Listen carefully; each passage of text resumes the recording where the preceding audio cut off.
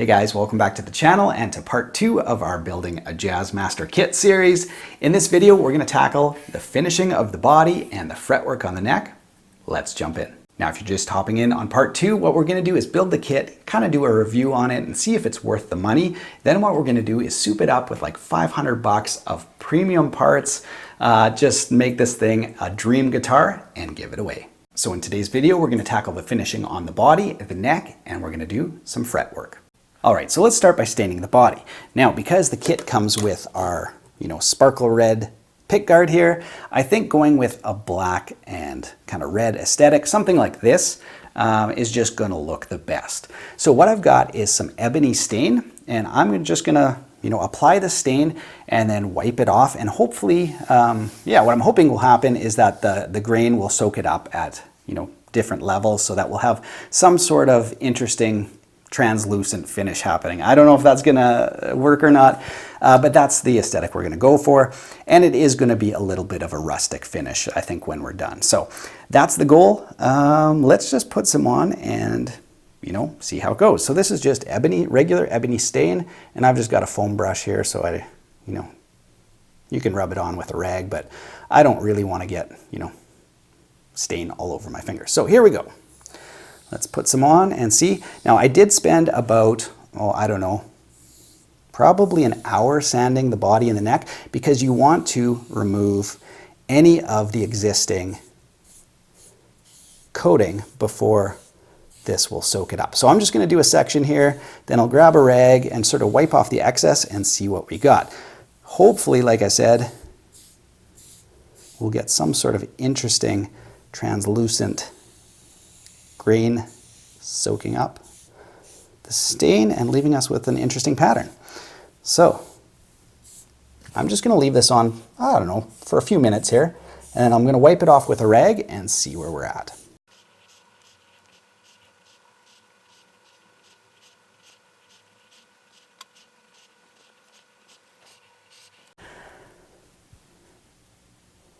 All right, so the stain's been on the guitar for probably about 5 minutes here. I'm just going to wipe off the excess and see how it's been soaking up into the grain. I'm hoping we can get some slightly different.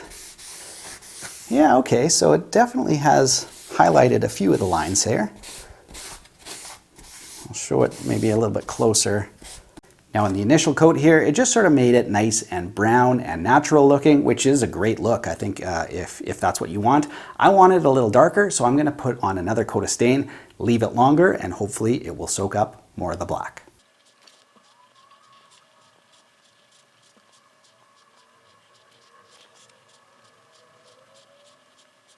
All right, so while we're waiting for the stain, let's jump over and do the fretwork on our neck. I want this neck to be playing better than anything you can find on Fender or Gibson. I want this neck to be beautiful. So what we're gonna do is use this Hosco fret and file. I'll link to it in the video description below. But if you do, regular kits or just you wanna do maintenance on your guitar, this is the easiest one that I've used. It's easier than like the Pro set that I have or whatever. It's still an investment, but I'll show you how easy it is to use it. So here's a close-up of the fret file. This is the safe edge, so you will not chew up the top of your fingerboard, which is very important. Then on either side, you have teeth for doing the edges of the frets.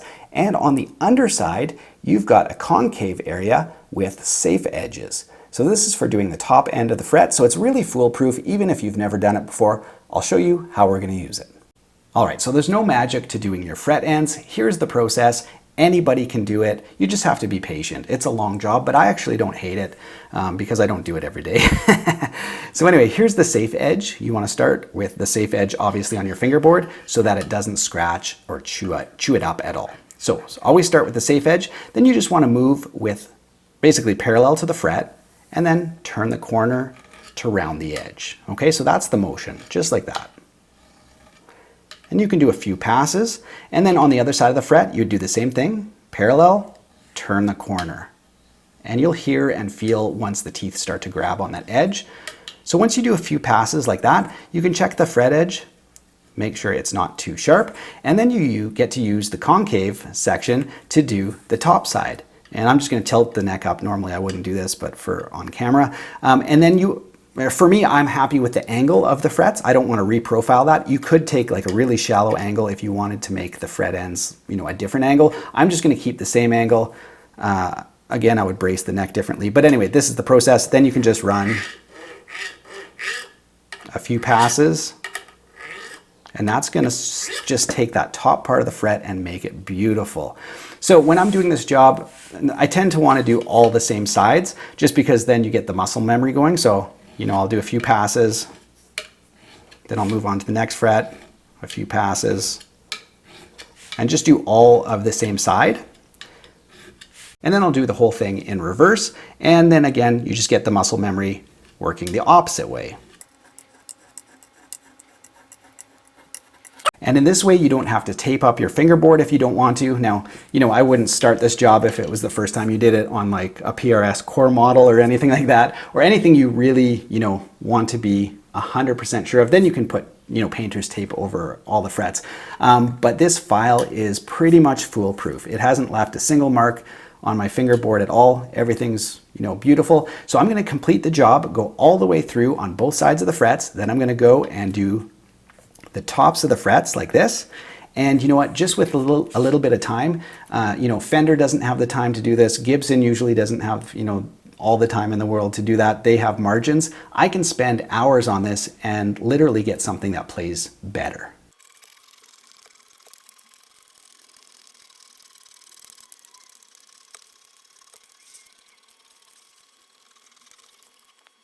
Now the next step is I'm going to roll the fingerboard edges. Now I know somebody's going to win this guitar, but I think most people do like, you know, not a really hard edge on the, you know, between the frets. So I'm just going to take this, it's just 220 grit. I'm going to go in between and remove some of the material just so that there's no hard edges at all.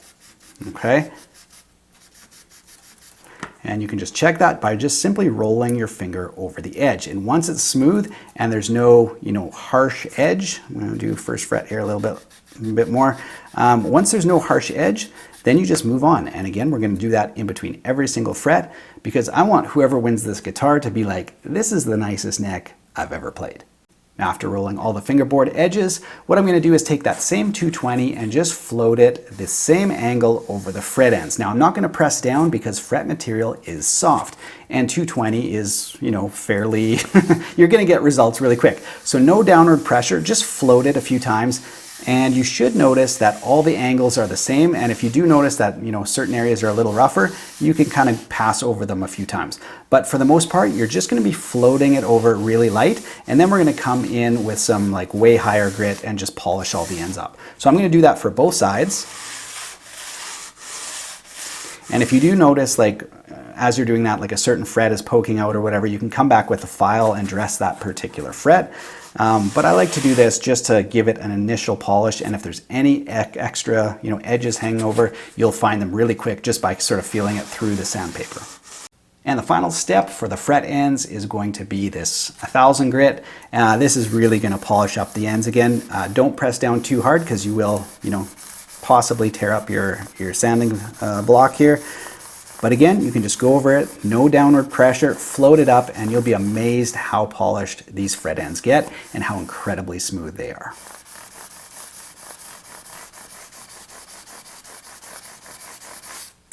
All right, you guys, so the fret ends are mirror polished, no tooling marks left on the edges, and everything feels absolutely amazing. So it's time to move on to the front face.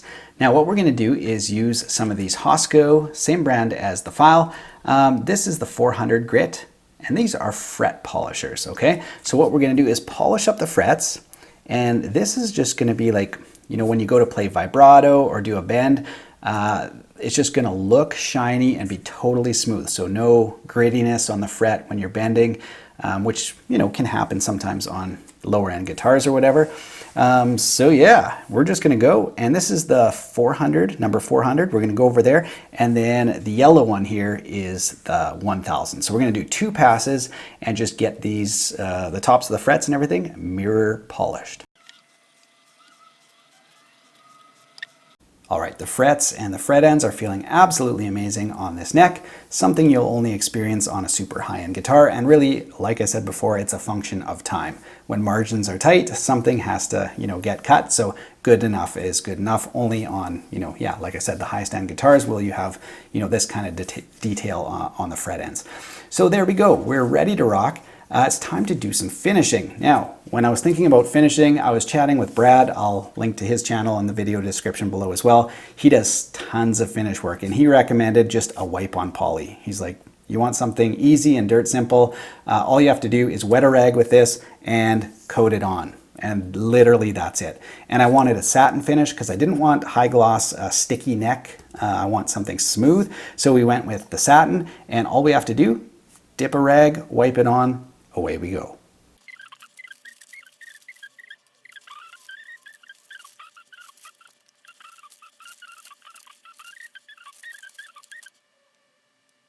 Well, I gotta say, I can't argue there. This was dirt simple to use, so I'll wait a couple hours for it to dry, buff it out, do the same thing again, just so that we have a couple coats on there. But I really do want it to feel natural and smooth, and hopefully we won't have any stickiness. All right, so let's check back in with the body, see if it's gotten any darker. All right, you guys, we've warped one day. It's the next day now. I've just put on a fresh coat of conductive paint inside the cavity, so it's still a little bit wet, but here's what we're looking at.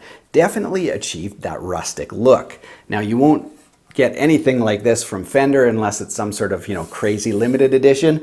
And it didn't quite get as dark as I wanted, but I think it does look really great. And when you're working with stain and laminated bodies, I wasn't quite sure if the stain would soak it up evenly over the pieces, but it pretty much did. It looks pretty great. Now, I think a finish like this would look absolutely killer with like a parchment guard, a cream guard, and maybe black pickups, or perhaps like a mint guard with cream. I think that would just be like the ultimate vintage, like a mint guard with those cream pickups and knobs. I think that would look absolutely awesome. But here's the state of the body. Still need to sand it down. There's a little bit of the grain still standing up, so we just got to do a little bit of buffing, but that's the progress. Now, as for the headstock, you can see we've got a very, very subtle finish on there, very satiny, so not too much shine on this one, but just enough to protect the wood. As it is right now, the back of the neck is a little bit sticky still, so I'm going to try to buff that out and get it a little bit smoother. Oh, you can see paint all over my fingers. That's from an unrelated project. Anyway, yeah, so still slightly sticky, so I'm going to wait a little bit longer and buff that out, try to get all super smooth satin finish. So that pretty much takes care of all the preliminary work. After this, we'll have part 3 up where we do the full build. So complete construction, we'll have the guitar ready to go, strung up, and hopefully even if we have some time, we'll do some tones. So stay tuned for that. Again, big thanks to Solo Guitars. I'll link to the kit in the video description below, as well as the tools that I used. And you can check out Brad's channel. Tons of finishing tips there as well. So check all that out in the video description below. Other than that, have an awesome week, you guys. Take care.